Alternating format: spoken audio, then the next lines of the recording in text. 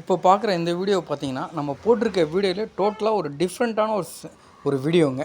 So இதுக்கு முன்னாடி நம்ம வந்து பார்த்திங்கன்னா, ஒரு ப்ராடக்ட்ட வச்சு போட்டிருப்போம், ஷால்ஸ் வச்சு போட்டிருப்போம், இல்ல வேறு ஏதாவது ஒரு விஷயத்த வச்சு தான் நம்ம போட்டிருப்போம். பட் இது வந்து டோட்டலா நம்ம ஃபஸ்ட்டு பார்த்துருந்த வீடியோக்கும், இப்போ நம்ம பார்த்துட்ருக்க இந்த வீடியோக்கும் டோட்டலாகவே டிஃப்ரெண்ட்டுங்க. இது என்னென்னா, நம்ம பிஸ்னஸ்க்கான ஒரு ப்ரொமோஷனுக்கான ஒரு வீடியோ தாங்க. இப்போ எக்ஸாம்பிளுக்கு நம்ம ஒரு பிஸ்னஸ் வச்சுருக்கோம். இதை வந்து ஒரு 10 இடத்துல நம்ம காமிக்கணும்னு நினைக்கிறோம். இல்லை நம்மளுடைய ஷாப்லேயே ஒரு கியூஆர் கோடு நம்மளுடைய நேம் வச்சு பிரிண்ட் பண்ணி எடுக்கணும். ஸோ அந்த மாதிரினா நம்ம தாராளமாக இதை போட்டுக்கலாங்க. ஸோ அதுக்கான ஒரு சாம்பிள் தான் நான் காமிச்சிருக்கேன்.